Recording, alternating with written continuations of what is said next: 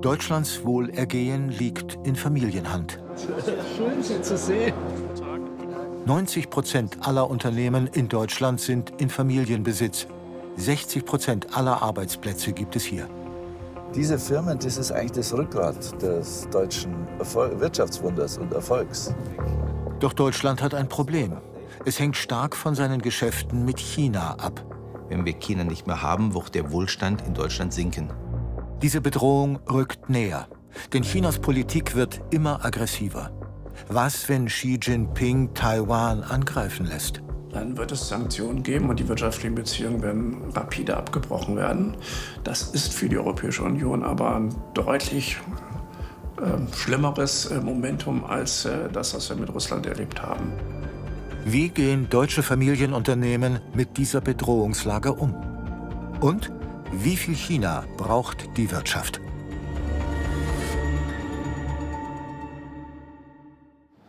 Das hier ist der Herr Kalmbach und seine Frau war eine Keller und deren Bruder, glaube ich, hat sich auch finanziell beteiligt und die haben 1878 die Firma Keller und Kalmbach gegründet.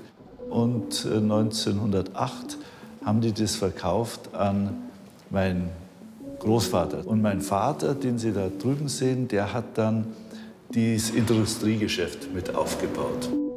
Florian Seidel stieg vor 40 Jahren in das traditionsreiche Münchner Familiengeschäft ein. Aus einem regionalen Händler für Schrauben- und Schmiedebedarf ist eine Weltfirma geworden. Als Geschäftsführer erschloss Florian Seidel für Keller und Kalmbach neue Lieferanten und Kunden rund um den Globus. Und das ist die interessanteste Entwicklung. Früher wurden Produkte eingekauft nur in Deutschland.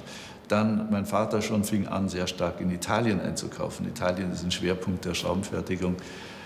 Und ich habe dann erlebt, wie das eben zunehmend nach Asien gegangen ist, vor allem nach China.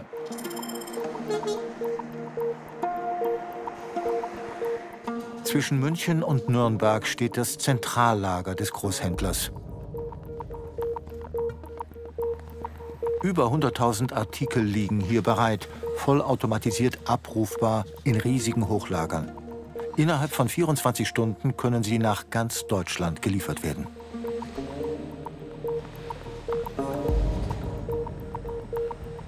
...150 bis 180 Tonnen Ware gehen hier jeden Tag rein und raus. Alle Abläufe werden ständig zentral überwacht. Kannst du verfolgen, dann kannst du genau sehen, wenn du draufklickst, was für eine Ware das ist, für was, wohin sie bewegt wird, in den verschiedenen Lagerbereichen. In Hilpoltstein laufen viele Fäden zusammen.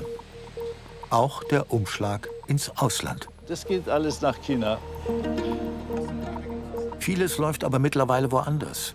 36 Standorte gibt es weltweit, so in den USA, vor allem aber in Asien, Indien, Taiwan und natürlich China. Inzwischen beliefern sie Handwerkerfirmen ebenso wie die großen Automobilhersteller mit Verbindungselementen und Werkzeugen. Wie Keller und Kalmbach sind viele deutsche Unternehmen mit weltweiten Geschäften groß geworden. Knapp 1,4 Billionen Euro haben sie mit Exporten in die Welt allein im Jahr 2021 verdient. Ein Plus von 400% in 30 Jahren. Nach China hat sich der Absatz sogar um 5000% gesteigert. Doch es bestehen auch große Abhängigkeiten auf umgekehrtem Weg, bei Lieferungen aus China. Knapp 10% aller Waren, die wir importieren, stammen mittlerweile von dort. Ohne Chinas Güter, das hat die Pandemie gezeigt, bleiben hierzulande Regale im Einzelhandel leer und der Industrie fehlen wichtige Zulieferprodukte. Auch bei Keller und Kalmbach ist die Zusammenarbeit mit China in den letzten Jahren schwieriger geworden. Hallo. Hi, Will. Can you have the picture on? 10 Uhr in München, 17 Uhr in Taizang. Das Gespräch mit dem Kollegen in China will nicht klappen. Können Sie uns sehen? Nein, ich kann Sie überhaupt nicht sehen. Per Videoschalte. Das war lange die einzige Möglichkeit für die Geschäftsleitung, mit ihm zu sprechen. So, jetzt. how's the business? We didn't see us for a long time. I mean, the real business actually last year is not so good. Das Eisenbahngeschäft lief letztes Jahr nicht so gut. In China ist es von der Politik abhängig. Wenn die Regierung sagt, dieses Jahr investieren wir viel in die Eisenbahnindustrie, läuft das Business besser. Wei Li ist der Geschäftsführer der Niederlassung in Taicang, ihr Mann in China. Eingestellt mitten in der Corona-Pandemie. Deshalb war noch nie ein persönliches Treffen möglich, weder für uns noch für die Geschäftsführung. Wir haben ihn damals auch über Teams eingestellt. Und natürlich ist es wirklich sehr traurig, weil man ist jetzt nicht zusammen essen gegangen, hat sich ein bisschen näher auf einer persönlicheren Ebene kennenlernen dürfen. Auch Florian Seidels Blick auf China hat sich während der Pandemie gründlich verändert. Wir hatten auch mit Bewerbern Gespräche, die dann in ihrer kleinen Wohnung sitzen und nur auf Essenslieferungen angewiesen sind. Wenn du das mitbekommst, auch über diese Konferenzen, China hat unglaublich viel verloren, auch an Ansehen in der Welt, muss man sagen. Die Null-Covid-Politik hat China inzwischen beendet, nach heftigen Protesten der Bevölkerung. Seidel hat dies aus der Ferne verfolgt, über chinesische Geschäftspartner und die Medien. Auch heute demonstrieren Studenten in Peking gegen die restriktiven Null-Covid-Maßnahmen. Auch sie sind in einem Lockdown, können den Campus nicht verlassen. Es sind außergewöhnliche Momente in einem Staat, der keine Meinungsfreiheit zulässt und keinerlei Kritik. Florian Seidel ist einer von sehr wenigen Unternehmenschefs, der seine Kritik an Chinas Politik offen äußert. Überall siehst du die Kameras und du siehst auch nicht übertrieben viel Ordnungskräfte, aber es gibt so eine Überwachung, das ist schon ganz klar. Die Chinesen sind führend in der Gesichtserkennung. Das muss ja inzwischen auch so weit gehen, dass sie sogar am Schritt die Leute identifizieren können. Es geht jetzt wieder, glaube ich, so in eine Richtung, dass die Leute eher Angst haben, wenn sie sich zu offen äußern.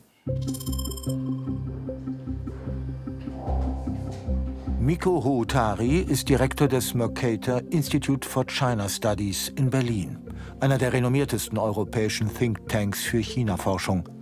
Er beobachtet seit Jahren, wie Präsident Xi immer größeren Einfluss gewinnt, auch auf die Wirtschaft. Wenn es eine Lektion aus den letzten 3 Jahren gibt, Corona-Krise, aber dann auch Chinas Verhalten international, dann ist es tatsächlich, dass wir uns auf weniger China verlassen können oder weniger auf China verlassen können.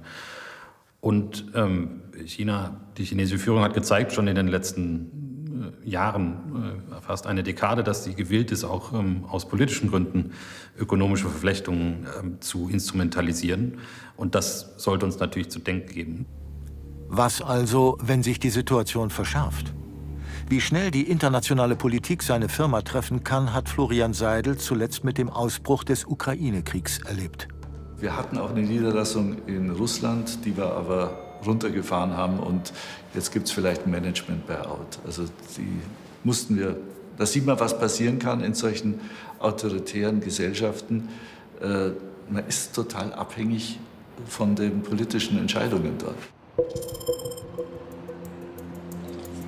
Die Handelsbeziehungen der deutschen Wirtschaft regelt die EU. Hier werden internationale Abkommen vereinbart und überwacht. Als Vorsitzender des Ausschusses für internationalen Handel ist Bernd Lange im EU-Parlament dafür zuständig. Er warnt deutlich vor einer möglichen Zuspitzung im Taiwan-Konflikt.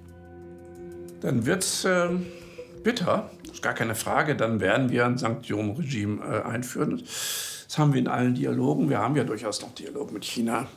Auch immer so formuliert, sehr, sehr deutlich im April letzten Jahres. Dann wird es Sanktionen geben und die wirtschaftlichen Beziehungen werden rapide abgebrochen werden. Das ist für die Europäische Union aber ein deutlich schlimmeres Momentum als das, was wir mit Russland erlebt haben. Ein solcher Bruch mit China, das wäre für einige Unternehmen existenzgefährdend. Zu hoch ist das Engagement dort, vor allem in der Autoindustrie.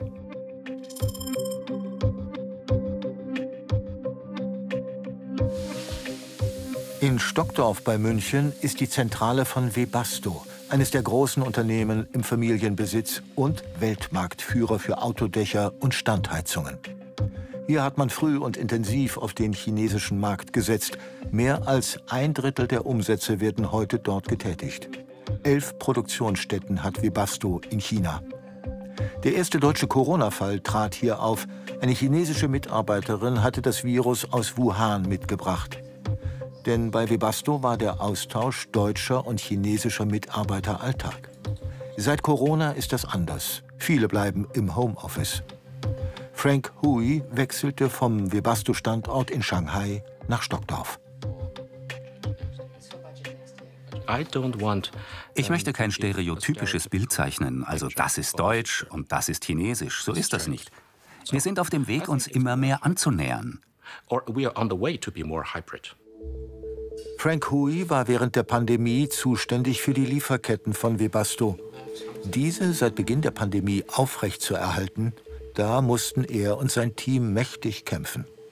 Negativ ist, es gibt mehr Überraschungen, mehr Unsicherheiten, das Risiko von Lieferproblemen. Wir haben alle mehr schlaflose Nächte. Das sind all die negativen Dinge, höhere Kosten und so weiter. Aber es gibt auch eine positive Seite. Wir haben eine sehr starke Taskforce gebildet, um das zu managen. Und damit haben wir starken Einfluss, bis in den Vorstand hinein, bis zu Holger.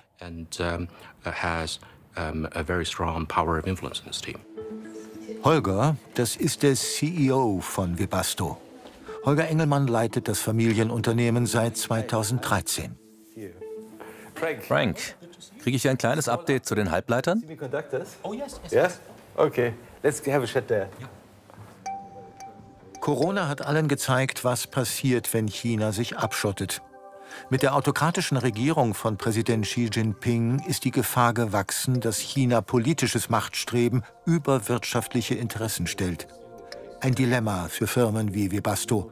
Einfach raus geht nicht. Wir sollten auch als Gesellschaft oder als Volkswirtschaft, gerade Deutschland, nicht den größten Weltmarkt ausgrenzen. Das wäre, glaube ich, für unseren Wohlstand in Deutschland ein Riesenfehler. Man sollte sich nicht komplett von abhängig machen lassen, nicht erpressbar. Aber wir sollten ganz klar realistisch sehen, wenn wir China nicht mehr haben, wird der Wohlstand in Deutschland sinken. Gleichzeitig müssen wir natürlich schauen, dass die anderen Regionen, wir haben ja noch eine europäische Region, wir haben auch eine amerikanische Region, in sich so profitabel sind, dass sie sich selber tragen. Und dann können wir auch ohne China überleben. Noch stehen die Zeichen auf Expansion, auch in Deutschland. Die Zentrale wird gerade erweitert, verdoppelt. So will Webasto am Standort Deutschland in die Zukunft der E-Mobilität investieren. Zulieferteile für Elektrofahrzeuge produzieren. Der Aufbau eines Batteriebereiches, der Aufbau eines Charging-Bereiches, der Aufbau des elektrischen Heizens ist sehr stark finanziert, auch durch die Rückflüsse aus China. Das darf man nie vergessen. Es ist nicht nur, dass wir Güter verkaufen, sondern mit den Gewinnen finanzieren wir natürlich Strukturen hier und haben natürlich hier in Deutschland auch Know-how aufgebaut. Sie ist die Frau, die das für Webasto umsetzt. Christine Marie Botkus leitet die Entwicklung der Batteriesysteme.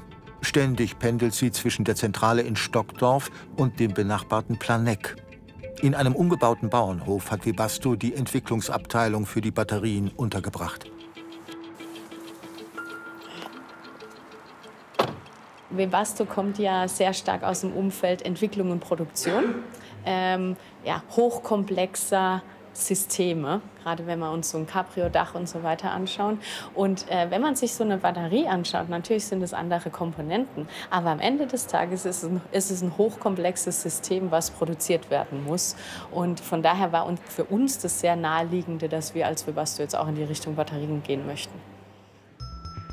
Christine Marie Botkus hat ein junges Team um sich geschart. Noch wirkt alles wie ein frisches Start-up.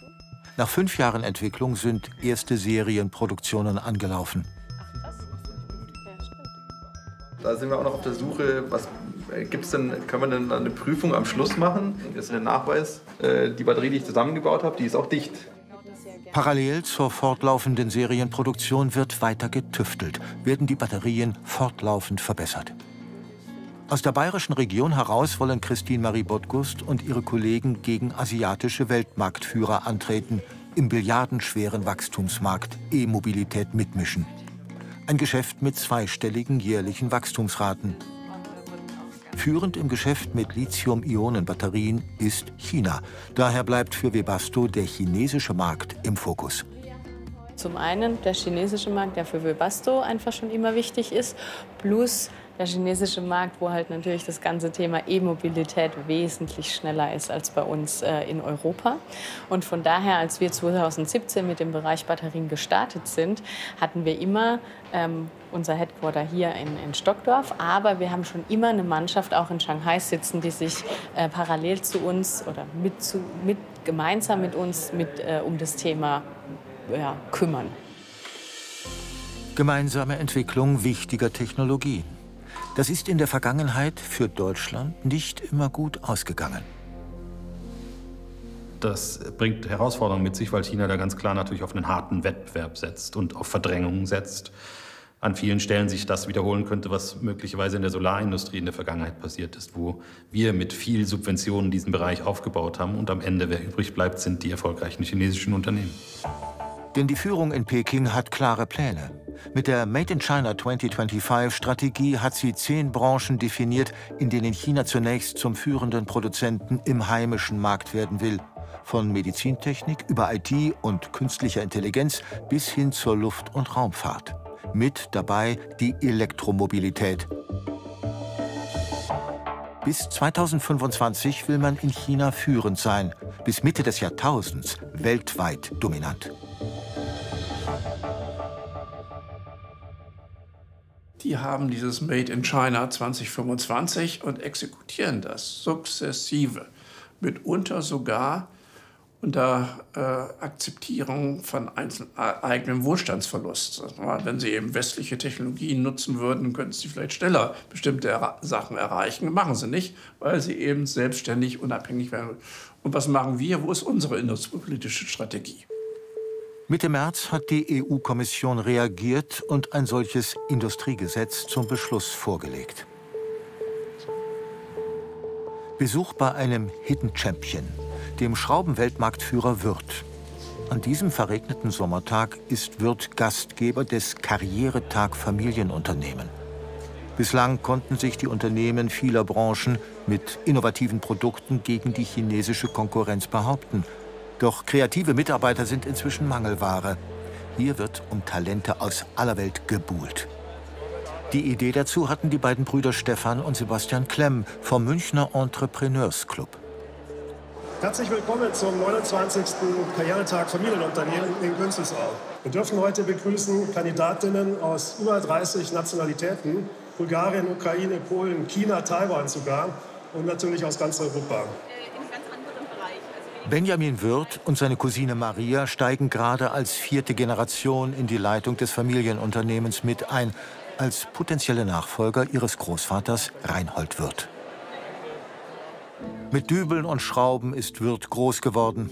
Inzwischen bieten sie so gut wie alles an Handwerkerbedarf an. Großvater Reinhold Würth ist mit einem Vermögen von 15 Milliarden Euro einer der reichsten Deutschen und Kunstliebhaber.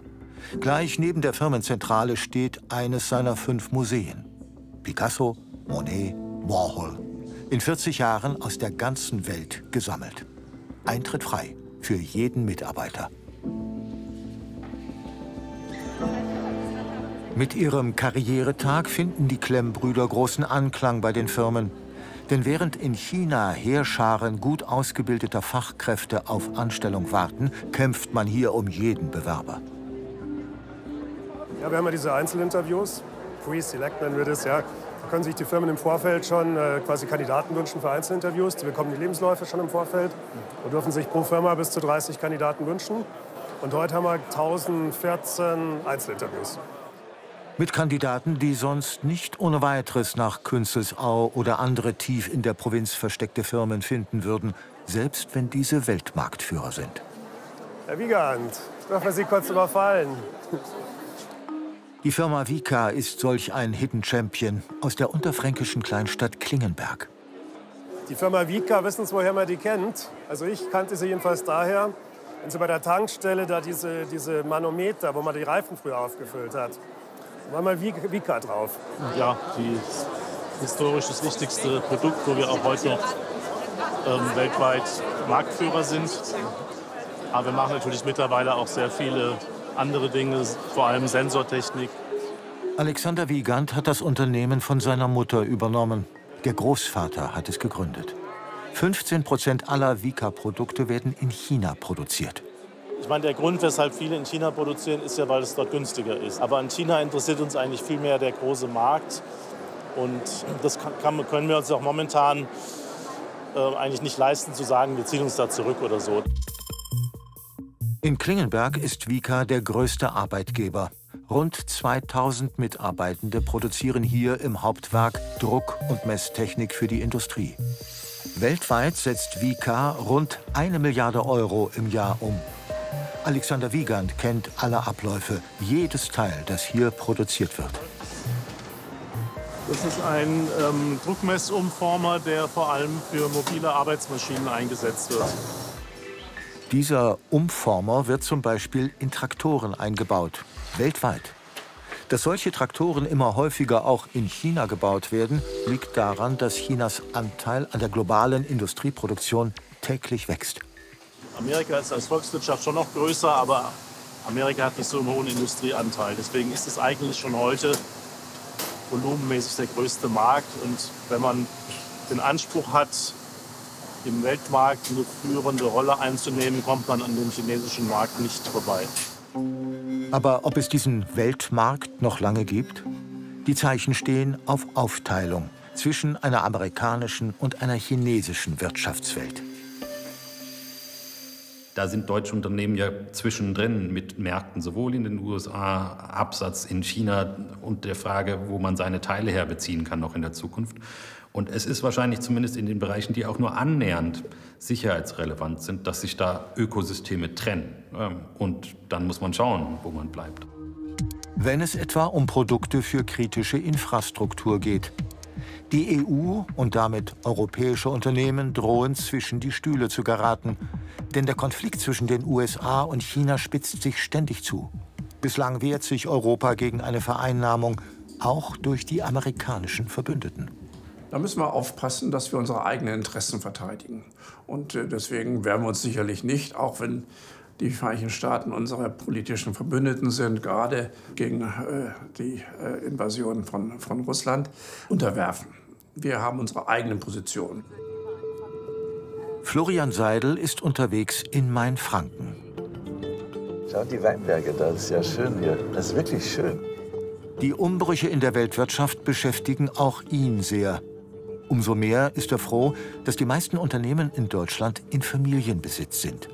Also ich denke, viele Unternehmer, das sieht die Öffentlichkeit oft nicht so, haben doch sehr starke moralische Verantwortung. Die wollen ihr Land, erstmal ihre Firma, ihre Stadt, aber auch ihr Land, aber auch die Welt besser machen. Also das klingt jetzt vielleicht ein bisschen übertrieben, aber neben dem Ganzen, neben der Grundvoraussetzung, dass man wirtschaftlichen Erfolg hat, gibt es doch für sehr viele auch moralische Prinzipien. Und das macht es natürlich noch schwerer, solche Entscheidungen zu fällen. Also wirtschaftliche Interessen gegen moralische oder politische Überzeugungen. Das ist nicht einfach. Immer wieder hat Florian Seidel erlebt, wie fasziniert Chinesen von der deutschen Kultur sind. Vor der Pandemie hatten sie die Japaner zahlenmäßig als Touristen in Deutschland längst übertroffen. Und sie bringen mehr mit nach Hause als Souvenirs und schöne Erinnerungen. Hier das Heidelberger Schloss. In China, in einem Moor-Sumpfgebiet nachgebaut. Das ist so, Paris soll das hinten sein, glaube ich. Oder ja, da kommen wir schon nach Prag. Also es ist sehr, Europa ist da schon sehr eng beisammen. Das ist auch so ein bisschen bayerisch. Das ist alles in 4 Jahren gebaut worden und wird jetzt Touristen gezeigt. Im nachgebauten Heidelberger Schloss hat sich der chinesische Kommunikationsriese Huawei eingerichtet, lenkt von hier aus sein Smartphone-Business. Florian Seidel ist immer wieder erstaunt über die Kopiertalente der Chinesen. Wir kaufen ja Schrauben in China und da war ich bei so einem Chef von der Firma, der sagt, ach wissen Sie, Schrauben kann ich jetzt herstellen, das ist jetzt langweilig, ihr verkauft doch auch Elektrowerkzeuge. Schicken Sie mir doch mal so ein deutsches Elektrowerkzeug, wir bauen das euch nach. Das werden Sie keinen Unterschied sehen und es wird sicher viel billiger sein. Plagiate aus China. Bekannt. Doch inzwischen ist die Bedrohung in einigen Branchen viel größer. Denn ganz nach der Strategie der Führung in Peking beherrschen chinesische Firmen in einigen Schlüsseltechnologien bereits komplette Marktbereiche. So werden zwar auch in Japan, Südkorea und den USA Lithium-Ionen-Batterien produziert, die für jedes E-Auto gebraucht werden. China dominiert den Markt allerdings deutlich. Knapp 80% der weltweiten Produktion, gemessen an der Batterieleistung, findet derzeit in China statt. Die EU-Politik hält dagegen mit der European Battery Innovation. 2021 wurden dafür 3 Milliarden € Förderung beschlossen. Mit Erfolg. Viele neue Batteriewerke entstehen derzeit in Europa. Auch VW baut ein Werk in Salzgitter. Christine Marie Bottkust beobachtet die neue Konkurrenz genau.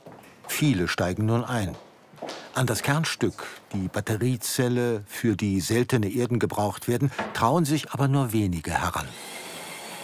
VW geht ja so weit, dass sie sagen, wir produzieren unsere Zelle selber. Unsere anderen Deutschen, kann man sagen, die machen das auch, aber in einem kleineren Level. Also da geht es eher darum, die Technologie zu verstehen, aber die Produktion wird woanders stattfinden. Genau. Aber der VW, der will richtig selber produzieren. Es ist ein riesiger Aufbruchmarkt mit vielen Risiken. Webasto traut sich zu, mitzumischen, will auch in Zeiten der E-Mobilität weltweit erfolgreich sein. Gebaut werden Webastos neue Batteriesysteme in einem Werk, das seit 1958 besteht. 1 Stunde nur braucht Christine Marie Bottkust von der Zentrale in Stockdorf dorthin. Das Werk liegt in Schierling in der Oberpfalz. Es war von Anfang an die Nähe zwischen Stockdorf und Schierling wichtig. Und auch heute, das Werk in Schierling, das ist für uns ein Technologiewerk. Also wir sagen da ganz klar, mit neuen Produkten wollen wir in Schierling beginnen, weil uns der Standort wichtig ist und weil da eine Verbundenheit herrscht. Für Schierling und die Region ist das Webasto-Werk ein wichtiger Arbeitgeber. Da hat der Großvater dann schon für Webasto gearbeitet und heute ist es dann der Enkel, der in der Batteriefertigung arbeitet. Mehrstellige Millionenbeträge investiert Webasto jedes Jahr in die Modernisierung. Werksleiter Christian Gallner ist ein Webasto-Urgestein. Er arbeitet seit 3 Jahrzehnten für das Familienunternehmen. Wir haben jetzt mittlerweile eine Produktivität von wirklich 98%, also Verfügbarkeit der Anlage tipptopp. Beeindruckend. Haben wir eine wirklich beeindruckende Anlage hier. Läuft mit 2 Mitarbeitern, momentan am 2-Schichtbetrieb, ab nächstes Jahr dann in einem 3-Schichtbetrieb. Hohe Investitionen ohne schnellen Gewinndruck. Eine Stärke von Familienunternehmen, die keinen Aktionären oder ausländischen Anteilseignern Rechenschaft schulden. In dieser Halle wurden 15 Jahre lang Autoteile lackiert. Jetzt wird abgerissen und Neues aufgebaut. Die Holzgestelle sind Platzhalter für Maschinen, die für eine Münchner Firma Solarladestellen produzieren sollen. In 2 Monaten bereits wird der Betrieb hier starten. Mittlerweile durch die, technologiegetriebenen Themen, wie jetzt auch Batterien oder Module, werden die Zykluszeiten natürlich immer kürzer, weil die Entwicklungen immer schneller gehen. Ja, und wir müssen natürlich auch mit unserem Produktionswerk diesen Entwicklungszyklen standhalten. Das heißt, Produktionsanlagen werden teilweise nur für 4, 5 Jahre ausgelegt, ja, und gehen dann schon wieder in die nächste Generation. Höchste Priorität haben die Batteriesysteme. Deren Herstellung in Schierling ist die Blaupause für andere Werke. Seit 2 Jahren werden Webasto-Batterien auch in Südkorea gebaut, jedoch nicht das Kernstück, die Batteriezelle. Webasto wird niemals die Zelle selber produzieren. Dafür gibt es ausreichend Firmen am Markt, die sich darauf spezialisiert haben. Wir konzentrieren uns für unsere Umfänge auf Modul, Pack, vielleicht mal ein Gehäuse. Das ist da, wo wir unsere Stärken sehen. So kann Europa aber den Kampf um Schlüsseltechnologien nicht gewinnen. Selbst wenn die Zellen hier produziert würden, die dafür notwendigen Rohstoffe und seltenen Erden kommen überwiegend aus China. Wie Graphit. Rund 2/3 des für die Zellproduktion bislang unverzichtbaren Rohstoffs fördert das Reich der Mitte. Und China geht bereits den nächsten Schritt und produziert hier in Europa.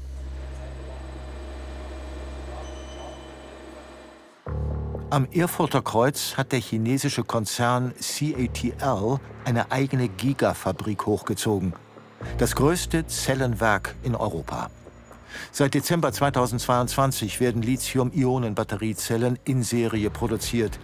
CATL beliefert auch die großen deutschen Autobauer VW, BMW und Mercedes. Trotz neuer Arbeitsplätze für die Region, nicht alle sind begeistert. Denn das Werk ist eine Blackbox. Gewerkschaften, Lokalpolitik und Öffentlichkeit haben kaum Zugang. Anfang 2023 gab es eine groß angelegte Untersuchungsaktion durch Zoll und Polizei, um mögliche Verstöße bezüglich Schwarzarbeit und Aufenthaltsrechte chinesischer Arbeiter zu überprüfen. Bei einer ersten Kontrolle waren Ungereimtheiten aufgetaucht. Die Angst bleibt, dass China nicht nur Waren, sondern seine Arbeitsverhältnisse nach Europa exportieren will. Chinesische Unternehmen haben einen weiteren großen Wettbewerbsvorteil. Sie werden massiv finanziell gefördert von ihrer Regierung. Mit direkten Subventionen, vorteilhaften Staatsaufträgen oder günstigen Krediten. In Deutschland und Japan fließen nur jeweils ein paar Milliarden US-Dollar in die Industrieförderung. In den USA bislang knapp 100 Milliarden. In China gehen Schätzungen von mindestens 300, vermutlich aber bis zu gut 500 Milliarden aus. Die USA ziehen nun nach. Mit dem Inflation Reduction Act sollen künftig Hunderte Milliarden in Förderung klimafreundlicher Industrie fließen. Ich glaube, es ist völlig klar, dass wir in einem neuen Zeitalter der Industriepolitik angelangt sind. Und das betrifft unseren Wettbewerb mit den USA genauso, wie es den mit China betrifft. Und die Europäische Union wäre sehr viel beraten, wenn sie dieses Spiel nicht zumindest in Teilen auch mitspielt. Und ja, da muss man sich neu aufstellen. Da geht es um die Zukunft des Standorts Europas. Und insofern müssen wir uns da warm anziehen und wahrscheinlich mit vielen Instrumenten gleichzeitig in den Wettbewerb antreten. Ein Instrument ist Innovation.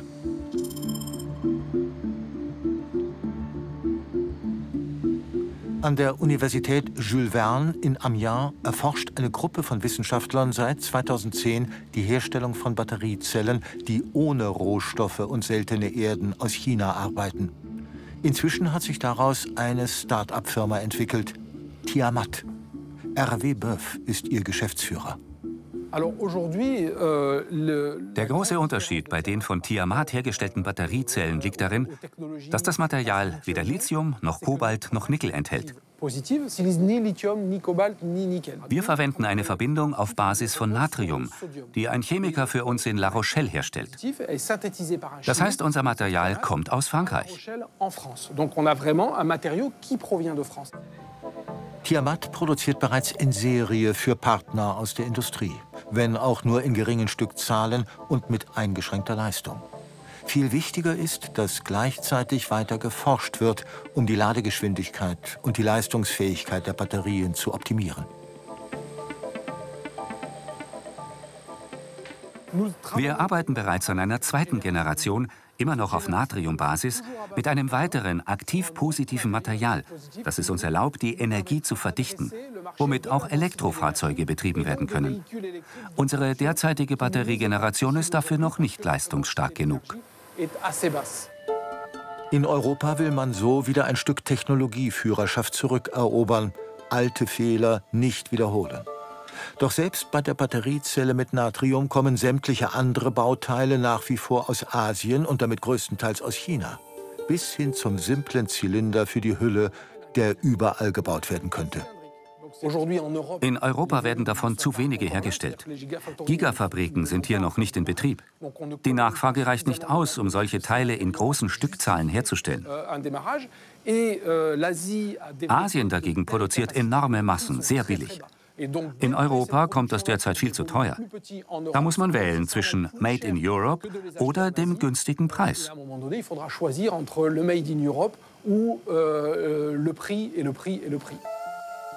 Europäische Hersteller haben solche Massenproduktionen oft komplett aus der Hand gegeben und alles günstig aus China eingekauft.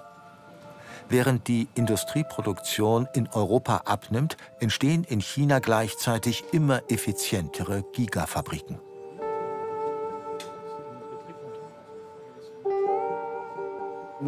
Wir haben 2019 mehrere Gigafabriken in China besucht, um zu sehen, ob wir zusammenarbeiten können. Wir wurden sehr offen empfangen. Schauen Sie sich alles an. Wir bezahlen Ihnen die Maschinen, die Anlagen, aber wir wollen dann auch Ihr Patent.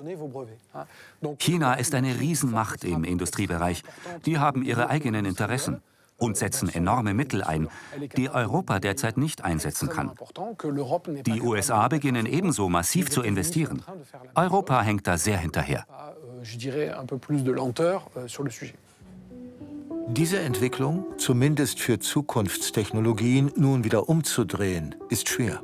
Zu lange haben westliche Industrieländer das Produzieren konsequent den Chinesen überlassen und mit billigen Importen den eigenen Wohlstand ausgebaut. Die Gefahren dieser Strategie hat der Westen ignoriert. Lange Zeit war das Dogma in der Handelspolitik, wir reißen einfach die Zölle runter und Handelshemmnisse ab und dann gibt es ein Wachstum und einen Austausch und dann kommt das andere schon von selbst. Und das war sicherlich eine Illusion. Wandel durch Handel hieß die Devise. Die Hoffnung war, dass der wirtschaftliche Austausch zu einer Annäherung führen würde. Bei Menschenrechten, Kinderarbeit oder politischer Verfolgung schaute man nicht so genau hin.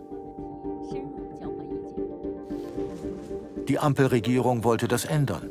Im Koalitionsvertrag hat sie vereinbart, das Verhältnis Deutschlands zu China neu auszurichten. Dort ist die Rede von einer systemischen Rivalität, von weniger Abhängigkeit und einer umfassenden Strategie. Doch passiert ist seither wenig. Noch werden in den Ministerien Papiere geschrieben. Im Wirtschaftsministerium denkt man über neue Regeln für in China tätige Unternehmen nach. Bundeskanzler Olaf Scholz reiste Ende 2022 nach China. Auch er ließ sich von einer Wirtschaftsdelegation begleiten. Aber sind die alten Rituale noch die richtigen Mittel in der neuen Zeit China gegenüber? Die sind inzwischen technologisch weit entwickelt, auch in der effizienten Produktion und haben auch, was man so sagt, die Facharbeiterschaft. Und deswegen ist es auch eine Wettbewerbssituation, die uns in unserem Kern als Technologieführerschaft im Maschinenbau, im Automobilbau angeht. Und deswegen müssen wir hier viel, viel stärker eine europäische Industriepolitik formulieren. In der EU nimmt diese Diskussion gerade an Fahrt auf. Auch hier sollen künftig Milliarden an Steuergeldern als Investitionshilfen in private Unternehmen fließen. Doch ist Chinas Expansionsdrang so zu stoppen? China kann sich vor allem selbst stoppen. Wir können das, glaube ich, nur sehr beschränkt und sollte auch nicht unsere Ambition sein. Und in der Tat, viele von den Plänen, die sich die Führung vorgenommen hat, gehen gar nicht so auf, wie das vielleicht gewünscht ist. Da wird viel Geld schlicht und einfach verbrannt, auch um dann relativ beschränkte Erfolge bei der Industriepolitik in bestimmten Sektoren zu erzielen. Denn dass Subventionen auf Dauer starke Firmen hervorbringen, ist nicht selbstverständlich. Das hat auch Deutschland mit seiner Solarindustrie schmerzlich erlebt.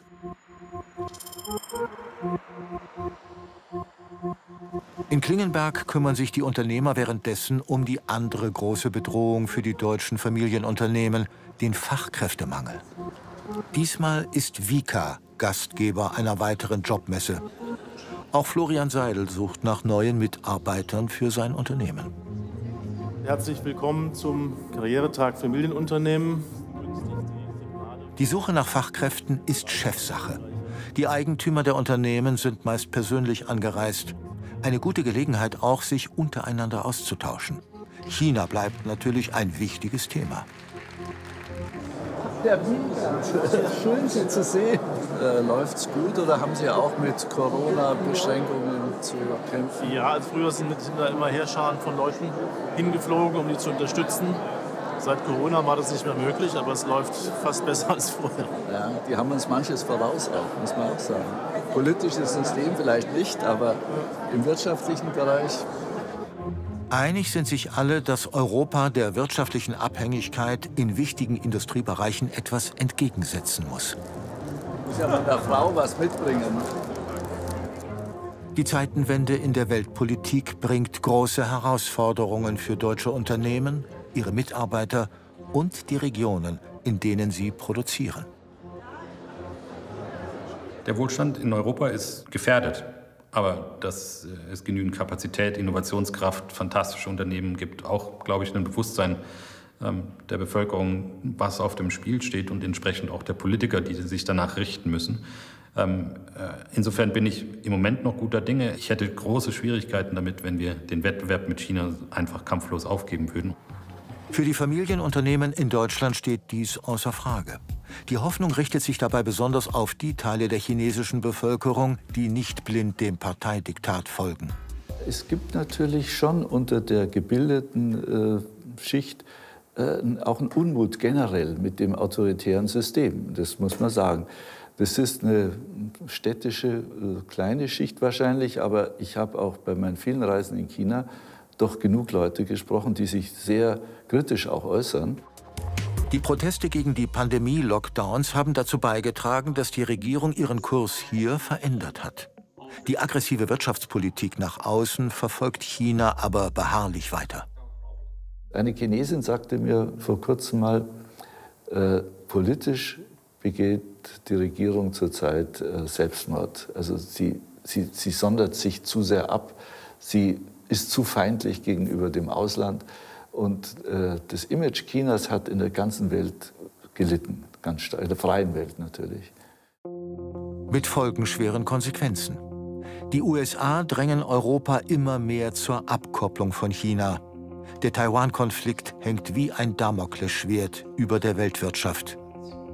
Was die in China aktiven Unternehmen vor gewaltige Herausforderungen stellt. Also man schläft ein bisschen schlechter, muss man schon sagen. Es kommt immer mal an, wenn eine Krise ganz akut ist und man denkt mehr.